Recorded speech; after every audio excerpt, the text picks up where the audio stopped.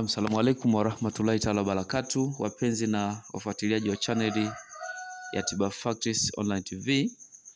Leo bwana, ni siku nyingine tena tumekutana katika darasa, na inshallah kwa uwezo wa Mwenyezi Mungu leo tutakwenda kujifundisha elimu ya dua. Elimu ya dua kupitia kitabu cha Qur'an tukufu. Na leo tutajifundisha dua moja ambayo nitakuelekeza namna ya kumwangusha adui yako au kumhamisha katika eneo lako. Tunaposema kumwangusha adui yako, sio kwamba labda alikuwa amesimama adondoke chini, yaani ni ile unaishi na mtu anakufanyia udhalimu, anakufanyia uadui, anakufanyia vitimbi, anakufanyia chokochoko na unakeleka kweli kweli. Sasa unataka naye umdhalilishe, aweze na yeye kuonekana kwamba yeye si lolote si chochote mbele yako. Kwa Mungu atajalia huyu bwana kwa namna yoyote ile atakayoweza, basi na yeye aweze kudhalilika, au vile vitimbi vyake viwe ni venye kumrejelea yeye mwenyewe. Ndio tunamaanisha kumwangusha adui yako. Lakini pia unaweza ukamhamisha katika eneo lako. Mfano labda ni mtu ni mpangaji, anakuwa halipi kodi, anakukwepa kwepa, unaona bwana, mwisho wa siku anakutoroka bila kukulipa. Au ni mtu ambaye mmepanga naye sehemu moja, lakini amekuwa ni mwenye kukufanyia vitimbi mbalimbali, lakini wewe hupendezwe navyo. Sasa unataka aondoke basi ile eneo akafanyie hivyo vitimbi sehemu nyingine. Hii dua itahusika na jambo hilo. Lakini pia dua hii nitakuelekeza namna ya kuua uchawi katika mwili wako au kuua majini yaliyo katika mwili wako. Kuna wakati mtu anakuwa na jini katika mwili wake na anahisi zile dalili zote za kuwa na jini katika mwili wake. Na nakumbuka miongoni mwa klipu nilizozitoa nyuma huko, nielekeza namna gani mtu anaweza akafahamu kwamba ameweza kuwa na uchawi au mwilini mwake kuna uchawi. Sasa kwa dalili zipi? Tukatajiana dalili karibia 20. Sasa inawezekana wewe unazo zile dalili, lakini hujui namna gani sasa unaweza ukaziondosha hizo adha za uchawi uliowekewa au uliokuisha kukuathiri. Sasa leo tutakuja kuelekezana namna gani unaweza ukauondoa huo uchawi, au kama kuna jini mtumekea uchawi, yule anayehamahama, unahisi anatembea kutoka sehemu moja kwenda nyingine katika mwili wako, namna gani unaweza kumwangamiza kupitia dua hii. Leo ni siku ya Muungano, katika siku zilizokuwa miongoni mwa siku zinazosubiriwa katika taifa la Tanzania. Kuna siku inaitwa siku ya Muungano, tarehe 26 mwezi wa 4, huwa ni siku ya Muungano wa Tanganyika na Zanzibar. Sasa katika siku zilizochangulia huko nilikuwa katika safari, yaani sikuwa na utulivu wa kutosha. Kwa kuna watu waliomba wapewe ofa ya Pasaka Day, lakini bahati mbaya Pasaka Day mimi ilinikuta nikiwa katika safari zangu, unaona. Lakini katikati hapo nilipokea tena maombi mengine kwamba shehe, vipi kuhusu sikukuu ya Muungano, tukumbuke basi. Wengine wakasema basi Mei Mosi usitusahau bwana, sio tulichelewa ile ofa ya Ramadhani.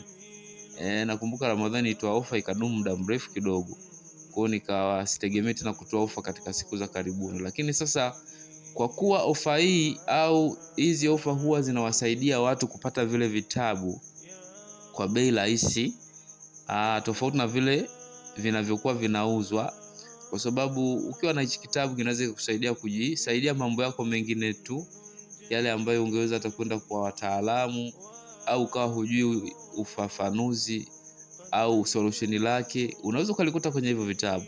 Kwa hiyo ikawa ni msaada mkubwa kwenye nafasi yako ya kuweza kujisaidia. Sasa huwa vinatolewa kwa ofa na kwa bei halisi. Kumbe sasa nikaonelea mimi binafsi, baada ya kutoka katika safari zangu na saizi niko katika makazi ya utulivu, tutoe ofa, ila ofa hii itaunganisha siku ya Muungano mpaka Mei Mosi. Kwa wewe kama ulikuwa unahitaji vitabu na ukawa ulichelewa kupata ile ofa ya ndani ya Ramadhani, sasa tutakupa ofa kuanzia leo. Ofa hii itakuwa ni vitabu vile 12, kwa sababu bado hujatoa vitabu vipya, na muda si mrefu kuanzia miezi ijayo huko tutapata vitabu vingine, na itakapoongezeka tu vitabu vingine vinavyokuja kutangazwa, basi ofa hizi zitakuwa zinaongezeka na zenyewe thamani. Kwa hiyo ni vyema ukawa na vitabu kadhaa, ili vinapokuwa vimetoka vile vingine, basi wewe unaweza ukahitaji tu vile vilivyosalia, kuliko kuwa huna vingine alafu labda ofa inasimama na 70,000. Sasa itakuwa ni gharama kubwa kweli kweli. Ofa hii ni kwa vitabu 12. Yanamaanisha kitabu cha maajabu ya mitishamba katika kutibu maradhi ya kijini na uchawi, kitabu namba 1, namba 2 na namba 3. Kitabu cha maajabu ya Qur'an katika kutibu maradhi na kuondosha shida mbalimbali, kitabu namba 1 na namba 2. Kitabu cha utukufu wa majina 28 ya Barati, kitabu namba 1 na namba 2. Kitabu cha Abjadi, kitabu cha ulimwengu wa majini na vituko vyao, kitabu cha tiba mbadala kwa magonjwa ya kibiolojia, kitabu cha mwongozo wa tabibu na kitabu cha furaha ya ndoa. Mpaka hapo nimetaja vitabu 12, na thamani ya vitabu hivi huwa ni shilingi 1,185,000. Yani kama utakuwa unanunua kila kitabu na bei yake, na hii huwa inatokea pale unapokuwa unavinunua kipindi ambacho hakuna ofa yoyote, na wala huaga hakuna punguzo la aina yoyote ambalo unaweza kulipata kwa kununua kitabu kimoja kimoja au viwili au vitatu. Sasa leo utalipia shilingi 45,000 ya Kitanzania. 45,000 ya Kitanzania, ambayo itakuwezesha kumiliki vitabu vyote 12, na vitabu utatumiwa kwa mfumo wa PDF au wengine wanasema soft copy. Huu ni mfumo rahisi na salama unaoweza kukufikishia kitabu ukiwa nchi yoyote, sehemu yoyote, kijijini, mjini, shamba au polini, maadamu tu kuna internet na simu yako unayo. Uwe na simu kubwa, tunamaanisha hizi smartphone, simu za kisasa, ndani yake kuna WhatsApp au unatumia email, basi vitabu hivi unaweza kuvipokea ukiwa nchi au sehemu yoyote kwa mfumo huo wa PDF au soft copy. Vitabu hivi ukivipokea, kuna njia mbili ya kuvisoma kwa wale ambao ni wageni kabisa wa kumiliki vitabu vya kimtandao.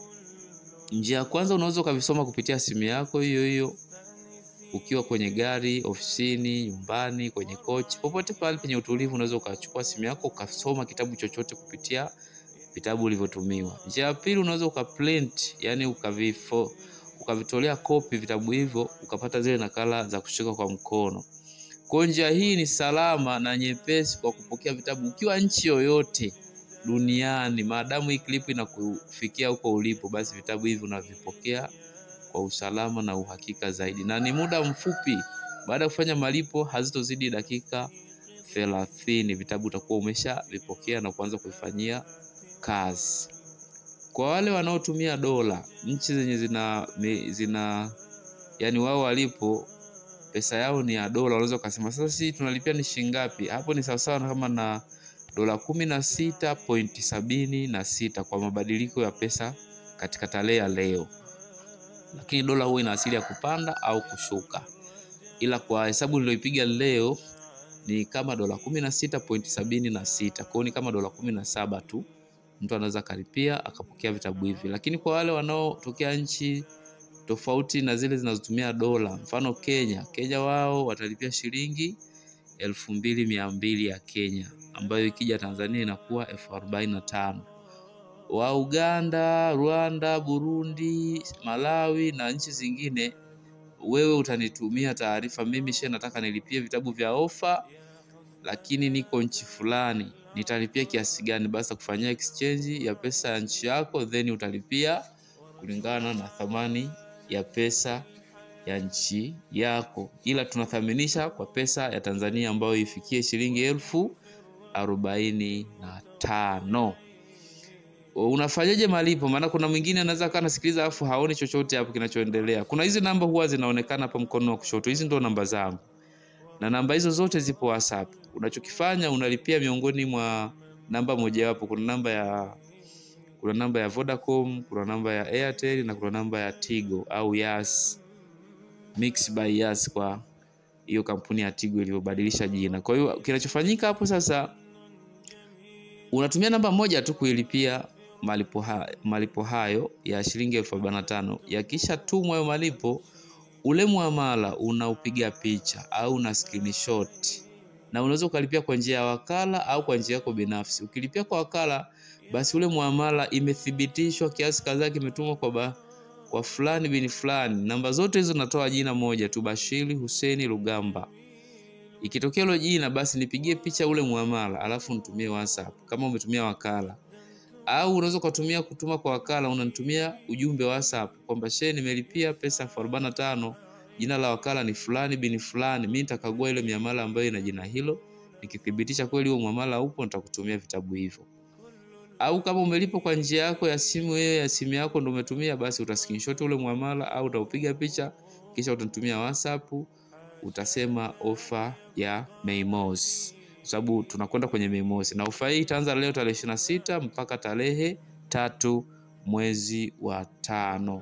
Zini siku nyingi kidogo, kama siku 5-6 hivi, lakini lengo ni kwamba kuna watu hizi ofa tunapozitangaza wanachelewa.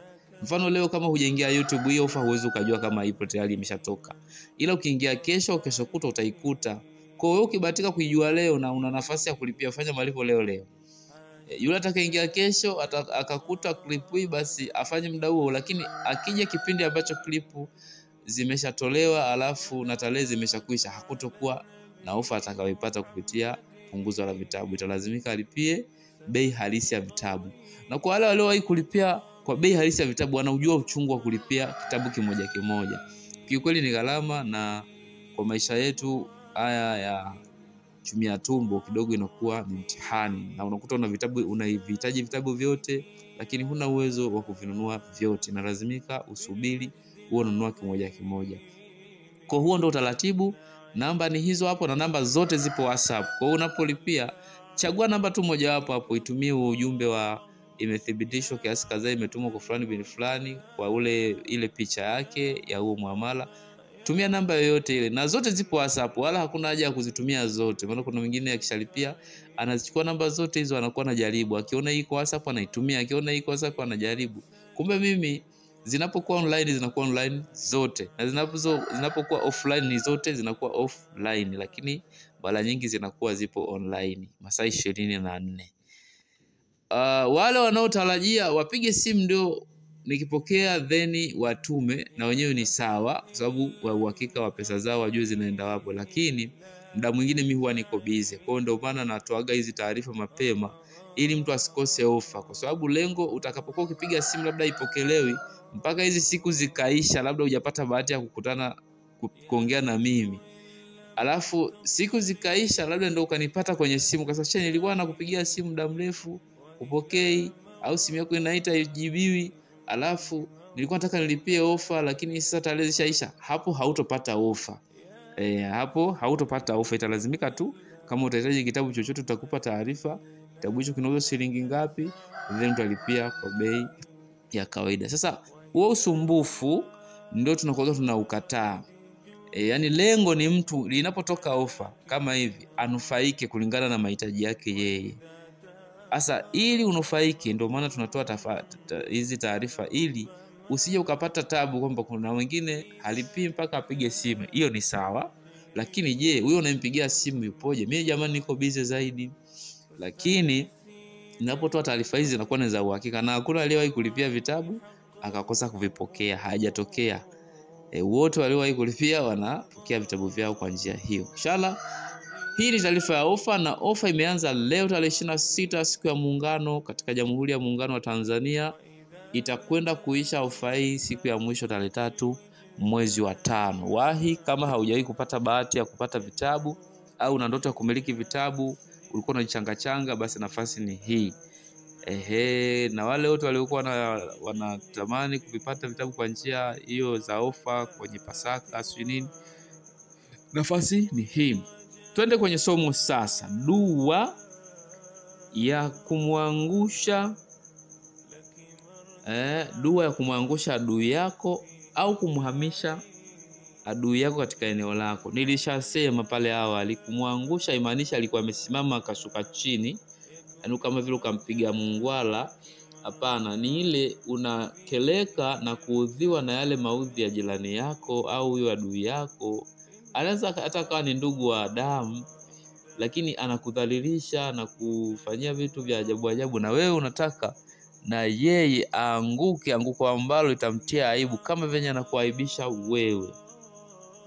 Au amekuwa ni kero kwako katika eneo lako, ima ni jirani au ni mpangaji wako, au ni mtu tu kaja katika eneo lako, amekuwa ni mtu mwenye kukuletea vipingamizi vya kukela, basi unaweza kumhamisha katika eneo lako. Unafanyeje na ni dua gani?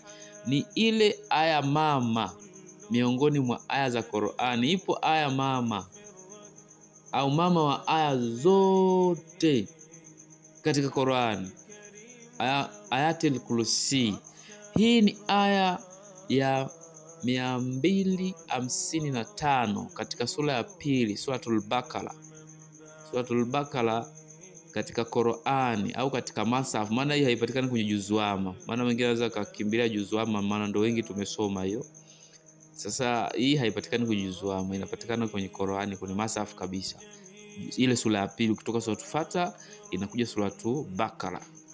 Katika Suratul Baqara kuna aya ya 255. Hii ndio aya mama wa Qur'ani. Ushukaji wa aya hii ilishushwa na malaika Jibril alayhi salamu akisindikizwa na malaika 70,000. Ndio maana ikaitwa aya mama. Ni aya kubwa kidogo, lakini ndio aya ambayo ina maajabu na miujiza mingi. Mimi katika kitabu cha maajabu ya Qur'ani namba 1 nimeiandikia hii aya miujiza yake zaidi ya 20.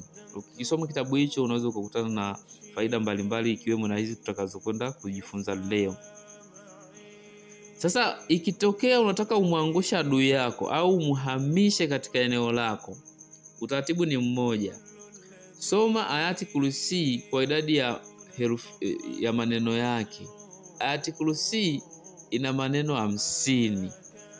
Ile Ayatul Kursi inayosema baada a'udhu billahi minashaitanir rajim, bismillahir rahim, Allahu la ilaha illa huwal hayyul qayyum la ta'khudhuhu sinatun wa la nawm lahu ma fis samawati wa ma fil ardi man dhalladhi yashfa'u indahu illa bi'idhni, mpaka mwisho. Ukihesabu ya maneno ni maneno 50, ndio maneno ya Ayatul Kursi.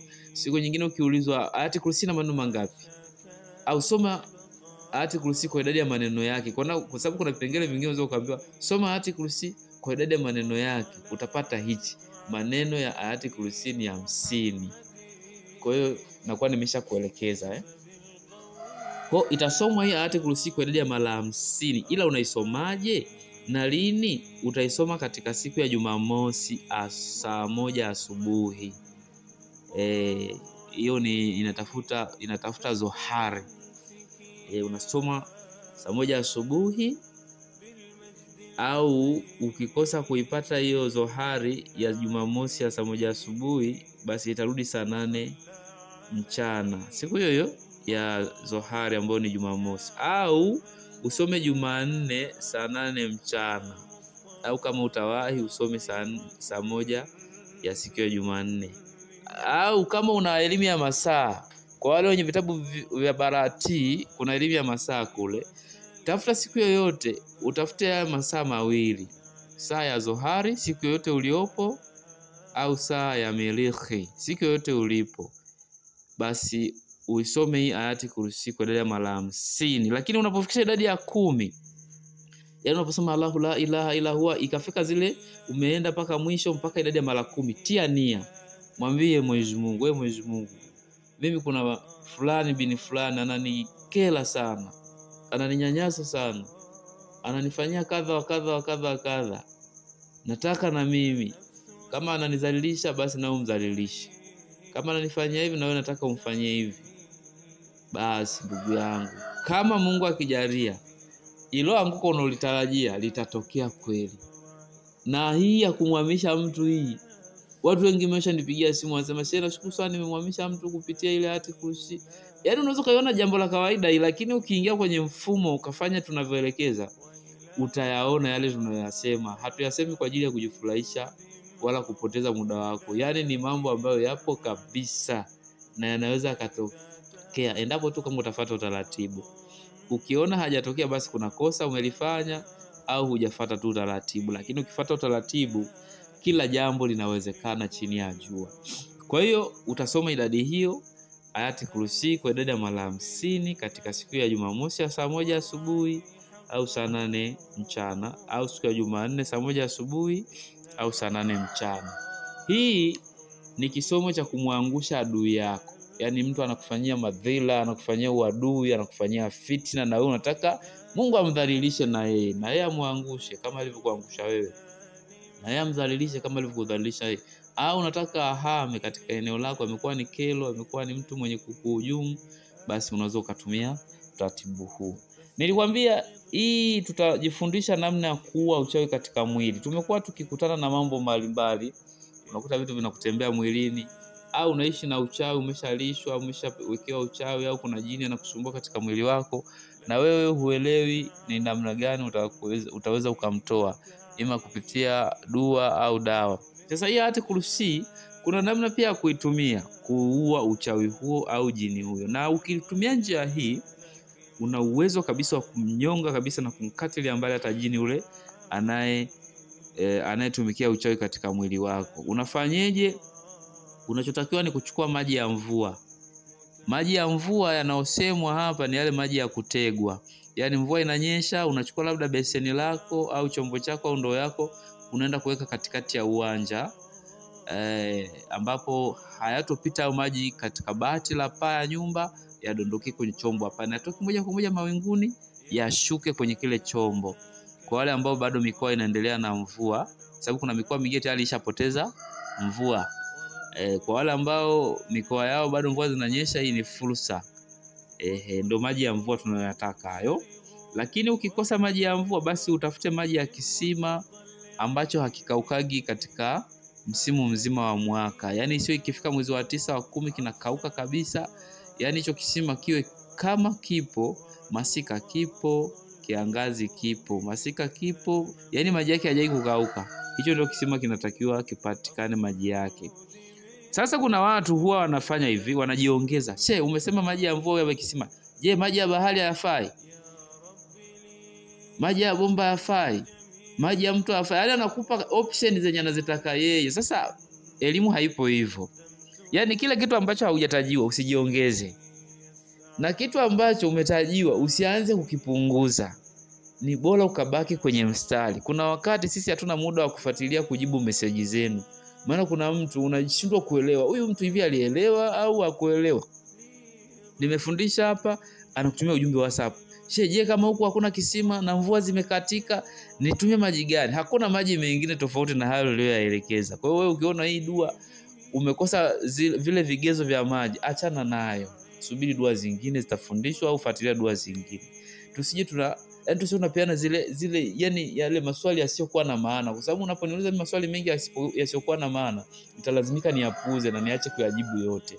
Utakapoacha kuyajibu utasema woga ajibu maswali. Kumbe wewe umeniuliza maswali ya kipuuzi ambayo yalikuwa natakiwa wewe mwenyewe ujiongeze kwa elimu yako wewe, kwamba amesema ni maji ya mvua, tena maji yenyewe ya mvua ya kutegwa, au maji ya kisima chenyewe kiwe hakikauki msimu mzima wa mwaka. Leo hii mimi na akili zangu timamu namuuliza tena je, maji ya bomba hayafai? Je, maji ya mto hayafai? Sasa inakuwa ni kama vile umekosa kazi za kufanya. Na mimi maswali kama hayo sasa hivi nimeacha kuyajibu. Nikiona tu umeuliza swali la kipuuzi na liacha kama lilivyo. Utauliza siku ya kwanza, siku ya pili, siku ya tatu, siku ya 4 utasema tu kwamba mbona hujibu message yangu? Kwa hiyo vitu kama hivyo tutashindwa kuvielezea vizuri. Kwa hivi vigezo sio mimi ndo nimevipanga. Yaani kielimu ndo vimeshapangwa hivyo.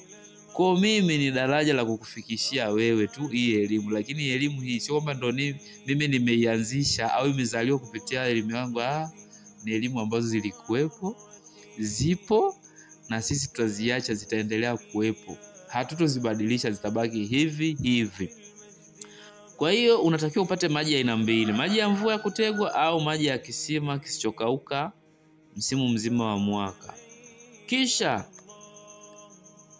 tia ndani yake halititi. Kuna dawa inaitwa halititi kama inavyoonekana katika hilo kopo hapo. Hiyo ni hali titi. Ukienda kwenye maduka yanauza zile dawa za asili ya Kiarabu, mwambie tunipatie hali titi, watakupatia. Ipo kwenye kopo la njano na ina harufu kali sana. Tia hali titi kidogo, yani usiweke hata yani kiasi kidogo kama vile nusu kijiko vile. Alafu utafute na donge la kalafumaiti. Kuna dawa inaitwa kalafumaiti, ni nyeupe, iko kwenye mfumo wa madonge. Tia donge moja la kalafumaiti lile zima kabisa. Maana katika donge moja utakuta vimefungwa vipakeji kama 4. Yaani vidonge vidogo 4. Sasa we lifumue lote ile katika karatasi yake, litie lote katika maji hayo. Sasa maji hayo yanaweza kuwa ujazo gani? Yanaweza kuwa ujazo wowote ulioukadiria kulingana na wingi wa maji. Unaweza ukaukadiria. Mfano kama maji ya lita 10 yanatosha kuwekewa donge moja la kalafumaiti na hali titi nusu kijiko au kijiko kizima. Kwa hiyo utakadiria kulingana na maji ulio nayo. Ukishafanya hayo, umeweka hali titi kidogo, umeweka na hilo donge moja la kalafumaiti, kisha utakuwa umeshapata udhu ule wa kupata swala. Kwa Waislamu wanafahamu wote kupata udhu ni nini. Kunao kwa ajili ya swala. Sasa kwa Wakristo hii haitowahusu kwa sababu hawana ujuzi wa kujua hata udhu unapatikanaje au kuisoma haya. Ukishapata udhu vizuri na umeshaweka hali titi na donge la kalafumaiti, elekea kibla, alafu uisome hiyo ayati kursi kwa idadi ya mara 313. Na kila unapofikisha idadi ya 100 unatia nia. Kwa hiyo utaanza zile 13, utasoma 13, utatia nia. Nia unatiaje sasa? Unatia nia hivi, unasema Mwenyezi Mungu, kwa uwezo na utukufu wa maneno yako haya, hii Qur'an na ukwenda kuisoma, mimi fulani bin fulani nahitaji kusoma kisomo hichi. Kama mimi katika mwili wangu au dawa hii nitapompatia mtu kama ana uchawi katika mwili wake au ana majini, basi iende ikawa iwe sababu ya kumsaidia mgonjwa huyo. Na kama kuna jini, basi muangamize kabisa. Zungumza vile unavyoweza kufanya, lakini iwe ni nia ya kujitibia kutokana na maradhi yao ya uchawi au majini. Kwa hiyo utakuwa unasoma, zikifika 100 unatia nia. Kwanza wewe utaanza 13, utatia nia. Baadaye utakuja 100, utatia nia. 100 tena utatia nia na utamalizia 100 ya mwisho. Au ukianza 100 utaanza 100 alafu mwisho unamalizia 13. Ndio utaratibu wa kuisoma dua hii. Kwenye kikao hichi kimoja, yani tunamaanisha hivi, unapoanza kusoma, sio ukishasoma baadaye unatoka unaenda nje unavuzula huko unaongea na watu kwa njia ya simu unarudi tena unaendelea kisomo. Hapana. Ukishaanza kisomo cha dua, hakikisha hata simu hupokee. Ndio maana mimi kuna wakati mtu anaanza kanipigia simu hata mara 10, alafu simu isipokelewa, akasema ushe yuko wapi? Kumbe mimi nakuwa kwenye visomo vya dua. Sasa kwa mfano madua hii labda natumia saa 1:30. Mimi naanzaje kupokea simu ndani ya hilo saa 1:30? Na maana sina uwezo tuna kupokea simu. Na ndio maana tunatoa hizo taarifa kwamba mtu anapotaka kulipia kwenye mfumo wa ofa, asitegemee tu kupiga simu ikapokelewa ndo afanye malipo. Wewe lipia tu screenshot ya muamala, itakuwa ni bora zaidi kuliko kusubiri mpaka Sheikh Bashiri alipokee simu. Haya, wewe sio unampigia labda ndio yuko kwenye dua, labda vikao vya masaa 2-3. Utajikosesha wewe mwenyewe na nafasi ya kupata ofa wakati umeshatoa njia za kunufaika na ofa hiyo. Kwa hiyo sasa kisomo hichi kisomeke kwenye kikao kimoja. Kwa hiyo jitahidi kabla ya kuanza kisomo hichi, nenda haja, jikamue haja ndogo, jikamue haja kubwa, rudi nyumbani, pata udhu, kaa kwenye mswala, elekea kibla, soma hichi kisomo kikao kimoja. Hakuna kupumzika, hakuna kupokea simu, hakuna kuongea na yoyote. Hii dua kama mtu mtasoma, labda mnasema tulichangie, maana kuna wengine waga na ile dalili au asili ya uvivu. Anasema shehe hatuwezi kuichangia. Mnaweza mkaichangia, ila mkae mkijua katika kuichangia kwenu hamtosoma wote pamoja. Yaani inatakiwa huyu anasoma labda 10, huyu anasoma, yani inafika mnakwenda zamzamu. Huyu anasoma 100 anatulia, anakuja mwingine anasoma 100 anatulia, anakuja mwingine anasoma 100. Sio eti vile vya kusoma kile kisomo cha kwamba labda membe hii ni 313. Basi huyu asome 20, huyu asome 30, huyu asome 50, huyu asome 70 kwenye wakati mmoja. Hiyo haipo. Na usomaji wa dua upo aina 3. Unapoambiwa somea dua maji au somea maji haya dua, kuna njia 3 za kusoma. Njia ya kwanza, unaposoma kile kisomo chako cha dua, ile hewa inayotoka katika mdomo wako iafikie yale maji. Hii ndio njia bora na safi zaidi. Kwa hiyo unaweza kusogeza maji mpaka karibu yako, na ndio maana hii dua hamwezi mkaigawana kwa kuisoma kwa wakati mmoja, kwa kigezo hichi tu kwanza. Kwa hii ndio njia rahisi na ni njia bora ya kuisomea maji dua. Njia ya pili ni kusoma dua, kuyasomea maji yenye dawa kama hivi, kwa kuyashika yale maji, mkono wako ukiwa umeyashika au umeshika kile chombo cha yale maji. Hii ni njia ya pili. Njia ya tatu ni kusoma dua yakiwa yale maji yako mbele yako, na unapofika ile idadi, kwa mfano labda 10 au 100, unatia nia. Ukishatia nia unapuliza yale maji. Umeona? Hizi ndio njia tatu za kusomea maji dua. Ila bora zaidi ni hii ya kwanza. Kama unasoma na ile hewa yako inayotoka mdomoni, yani labda unasema bismillahirrahmanirrahim, alhamdulillahi rabbil alamin, yale maneno unavyoyatamka, ile hewa iafikie yale maji, ni bora zaidi. Sasa wewe utaangalia njia gani inaweza kuwa rahisi.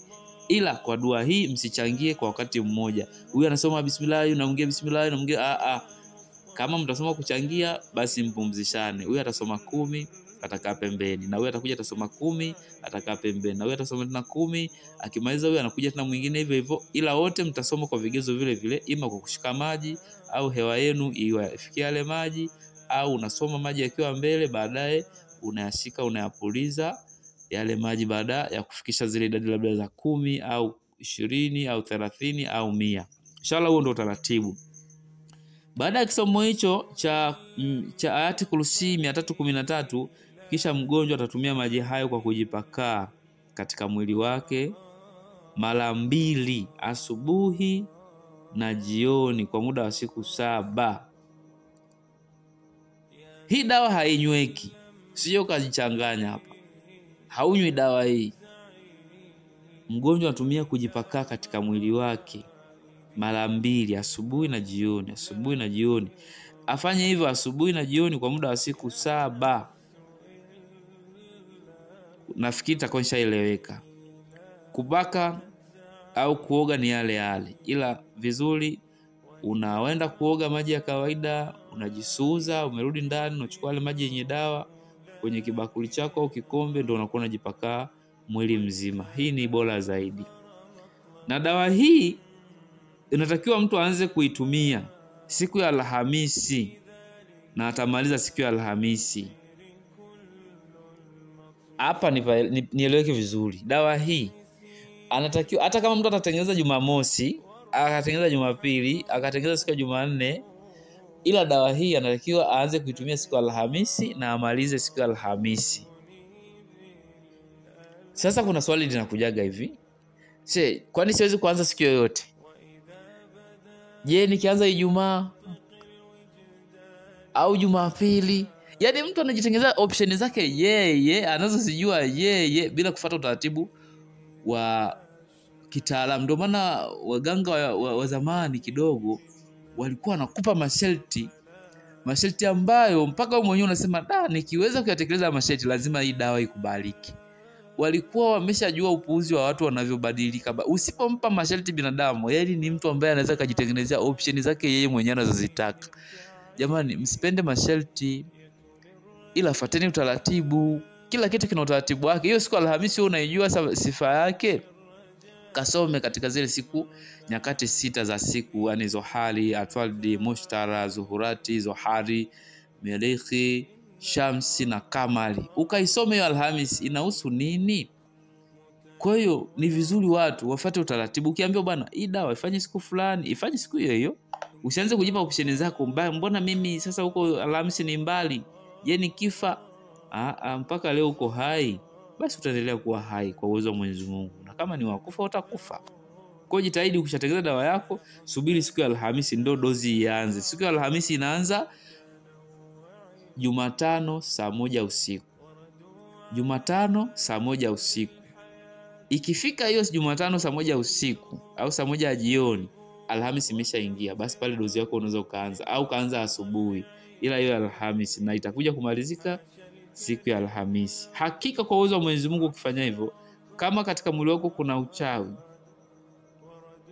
basi utabatilika na kukosa nguvu za kuleta yale madhara yaliyokuwa yamekusudiwa. Kwa sababu ukiwekewa uchawi, basi kuna madhara yatakuwa yanapatikana, ima kwa kuumwa na kichwa, mgongo, kiuno, tumbo, miguu kuwaka moto, mara sijui vitu havieleweki, basi utashangaa yale madhara yanapotea. Kama kuna jini katika mwili wako, basi atanyongeka na kuulika, na utaona yale mambo ya mauzauza, vitu havieleweki, mara yametembea, ametoka mguu huu ameenda mguu huu, mara kumepooza, mara kumeparalyze, mara anatembea mgongoni kama kidudu, utashangaa yameanza kupotea. Kwa yule mwenye magonjwa haya yana muda mrefu, sio lazima ishie siku 7 tu hizi. Anaweza akajikandamiza dozi ya kwanza siku 7, akarudia tena siku 7 zingine dozi ya pili, zikawa siku 14. Itakuwa bora zaidi, ili unamaliza zile mizizi za uchawi na majini. Inshallah, mimi ni Ustaz Bashiri na hii ni Tiba Facts Online TV. Tukutane siku sana wakati mwingine. Asalamu alaykum wa rahmatullahi ta'ala barakatuh.